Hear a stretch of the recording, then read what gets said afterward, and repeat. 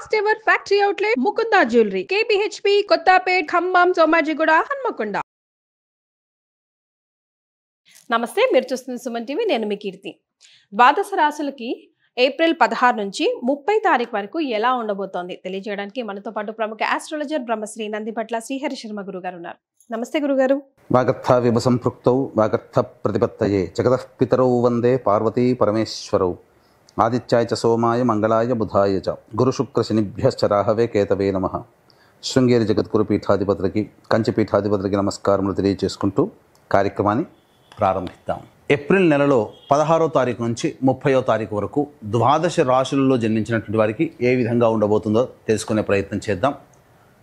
ముందుగా గమనించాల్సినటువంటిది, వీక్షించేటువంటి సుమన్ టీవీ ప్రేక్షకులు గమనించాల్సినటువంటి అంశం ఏంటంటే, చాలామంది కామెంట్స్ రూపంలో తెలియజేస్తున్నారు, చెప్పినవి కొన్ని జరుగుతున్నాయి, కొన్ని జరగట్లేవు, కారణం ఏంటి అని చెప్పి. ప్రధానంగా శాస్త్రాన్ని అనుసరించి ఎప్పుడైనా మనం వెళ్ళాలి కాబట్టి రాశి మరియు లగ్నము రెండూ ప్రధానమే. కాబట్టి ఇక్కడ ఈ యొక్క సందేహాలకన్నిటికీ కూడాను నివృత్తి చేస్తూ ఇప్పుడు క్లియర్ కట్గా ఇంకా లోతైనటువంటి విషయ పరిజ్ఞానాన్ని ప్రేక్షకులకు అందించాలనేటువంటి సదుద్దేశంతో మనం ముందుకు వెళదాం.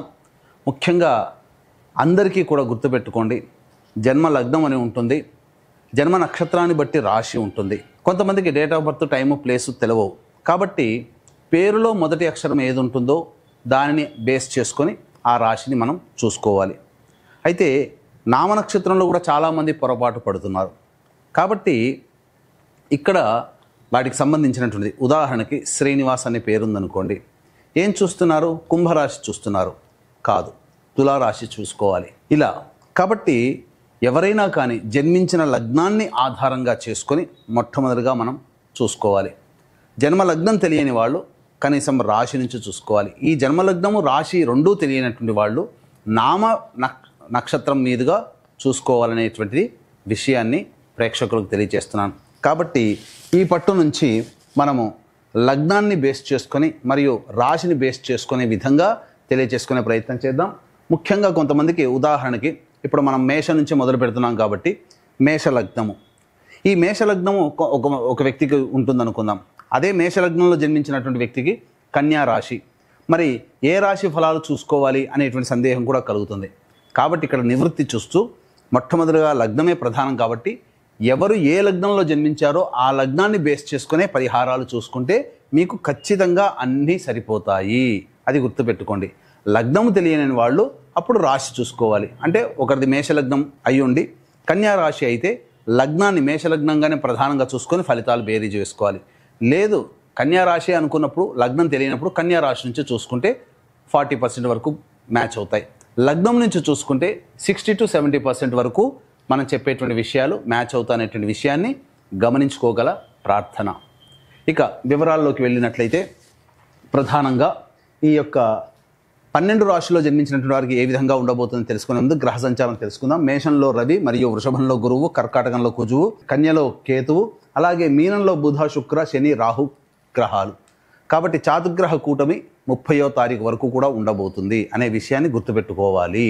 గురుగారు, మరి కన్యా రాశిలో జన్మించిన వారికి ఏప్రిల్ 16 నుంచి 30 తారీఖు వరకు ఎలా ఉంటుందండి? ద్వాదశ రాశి లేదా ద్వాదశ లగ్నాలలో భాగంగా కన్యా రాశి లేదా కన్యా లగ్నంలో జన్మించినటువంటి వ్యక్తులకి ఈ ఏప్రిల్ 16వ తారీఖు నుంచి 30వ తారీఖు వరకు ఏ విధంగా ఉండబోతుందో తెలుసుకునే ప్రయత్నం చేద్దాం. ముఖ్యంగా గమనించాల్సినటువంటి అంశం ఏంటంటే, ఉద్యోగంలో ఉన్నటువంటి వాళ్ళు మాత్రం జాగ్రత్తలు పాటించక తప్పదు. ప్రశాంతత లేని జీవితాన్ని గడుపుతారు. ముఖ్యంగా నిద్రాభంగము అంటే సరైనటువంటి సమయానికి నిద్ర లేకపోవడము, తద్వారా అనారోగ్యానికి గురి చేసే అవకాశాలు గోచరమవుతున్నాయి. కాబట్టి జాగ్రత్తలు పాటించండి. అలాగే ముఖ్యంగా గమనించుకున్నట్లయితే, చేస్తున్నటువంటి వృత్తి, ఉద్యోగము, వ్యాపారంలో ఉన్నటువంటి వాళ్ళు నష్టపోయే సంఘటనలు ఎక్కువగా ఉంటాయి. కాబట్టి జాగ్రత్తతో మీరు ఉద్యోగ బాధ్యతలు నిర్వహించండి. అనవసరమైనటువంటి వివాదాల జోలికి మాత్రము కన్యా రాశిలో జన్మించినటువంటి వాళ్ళు వెళ్ళకండి. వ్యాపార విస్తరణకి, అలాగే కొత్త వ్యాపారాలు చేపట్టడానికి ఏమాత్రం అనుకూలము కాదు. నిరుద్యోగస్తులు బాగా కష్టపడాల్సిందే. మీరు ఊహించినంతగా ఉద్యోగం అంత తేలిగ్గా లభించదనే విషయాన్ని గమనించుకోవాలి. గ్రహాలన్నీ కూడా అనుకూలంగానే ఉన్నాయి, కానీ గ్రహరాజు అనుకూలంగా లేని కారణం చేత సాధారణమైనటువంటి పరిస్థితులు నెలకొని ఉంటాయి. మిగతా గ్రహాల ప్రభావము ఉండడం వల్ల మిశ్రమ ఫలితాలు ఈ యొక్క కన్యా రాశిలో జన్మించినటువంటి వాళ్ళు పొందుతారు. కాబట్టి మొదటికే మోసం అన్నట్టుగా చేసేటువంటి ప్రతి పనులలో క్లారిటీతో మీరు ముందడుగు వేస్తే మిగతా గ్రహాలన్నీ అనుకూలిస్తాయి. ఒక జిగ్జాగ్ లాగానో లేకపోతే ఒక రకమైనటువంటి నిర్ణయం తీసుకోలేనటువంటి పరిస్థితి మీరు పొందుతారు. కాబట్టి నిర్ణయం తీసుకునే దిశగా ఆత్మవిశ్వాసంతో ముందడుగు వేస్తే మిగతా గ్రహాలన్నీ అనుకూలంగా ఉండబోతున్నాయి. అయితే వ్యాపార భాగస్వాముల మధ్య కావచ్చు, లేకపోతే దంపతుల మధ్య పొరపచ్చాలు వచ్చే అవకాశం గోచరమవుతుంది. జాగ్రత్తలు పాటించండి. ముఖ్యంగా ఆఖరి వారములో ఈ యొక్క దాంపత్య సమస్యలు పెరుగుతాయి, కావున జాగ్రత్తలు పాటించండి. ఏది ఏమైనప్పటికీ కూడాను అనుకూలంగా ఉండేటువంటి సమయం. దైవతా అనుగ్రహాన్ని పొందే ప్రయత్నం చేయండి. అలాగే విద్యార్థులు విదేశీ యానానికి సంబంధించి ప్రయత్నాలు, కోరుకున్నటువంటి కళాశాలలో మీకు సీట్ లభించడం అనేటువంటి జరుగుతుంది. వివాహపరంగా చేసేటువంటి ప్రయత్నాలు ఎవరైతే ఉంటారో వాళ్ళకందరికీ కూడాను దైవానుగ్రహం వల్ల సంబంధాలు నిశ్చయమయ్యే అవకాశాలు గోచరమవుతున్నాయి. ముఖ్యంగా భూ సంబంధమైనటువంటి వ్యాపారాలు చేసుకునేటువంటి వాళ్ళకందరికీ కూడాను అనుకూలంగా ఉండబోతుంది. అన్ని విధాలుగా ఆరోగ్యకరమైనటువంటి జీవితంలో ఉంటారు, కానీ ప్రయత్నాలు మాత్రము విఫలమవుతూ ఉంటుంటాయి. కాబట్టి దేవతానుగ్రహాన్ని పొందే ప్రయత్నం చేయండి. ఇక ఏతావాత చెప్పొచ్చేది ఏమిటంటే, ముఖ్యంగా ఉద్యోగం మాత్రం బాధ్యతలు, ఏ బాధ్యత నిర్వహిస్తారో ఆ బాధ్యతలు మీకు ముందుగా వ్యతిరేక ఫలితాలు వచ్చే అవకాశం ఉంటుంది. కాబట్టి ఆత్మవిశ్వాసంతో ముందడుగు వేసి మిగతా గ్రహాల యొక్క అనుగ్రహాన్ని పొందే ప్రయత్నం చేయండి. చాతుగ్రహ కూటమి ప్రభావము, అలాగే గురుగ్రహ ప్రభావం మీ మీద ఉండడం చేత మీరు తలపెట్టినటువంటి కార్యక్రమాల్లో అపజయాల గురించి విచారించకుండా మొండితనంతో మీరు ముందడుగు వేస్తే మిగతా గ్రహాల ప్రభావం వలన విజయం సాధిస్తారు.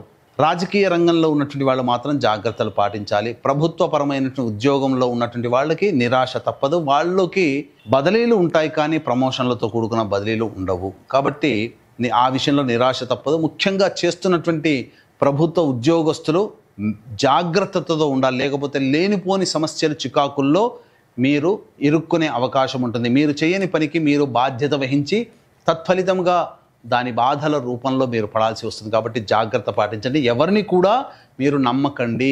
ఈ 16వ తారీఖు నుంచి 30వ తారీఖు వరకు జాగ్రత్త పాటించాల్సిందే అని చెప్పవచ్చు.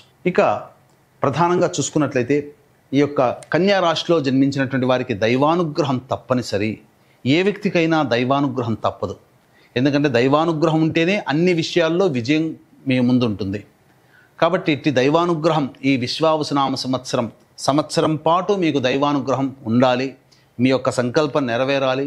మీ యొక్క జాతకరీత్యా ఉన్నటువంటి సర్వదోషాలు తొలగిపోవాలనేటువంటి ఒక సదుద్దేశంతో ఏప్రిల్ 18వ తారీఖు రోజున కాశీ క్షేత్రములో సర్వదోష నివారణ పూజలు, హోమాలు, సంకల్ప సిద్ధి హోమాలు అనేటువంటివి ప్రారంభించడం జరుగుతుంది. కాశీ విశ్వేశ్వరుని యొక్క ఆజ్ఞ మేర అవకాశం ఉన్న వాళ్ళు ఈ సంవత్సరం పాటు జరిగేటువంటి కార్యక్రమంలో మీరు గోత్రనామాలు నమోదు చేసుకోవచ్చు.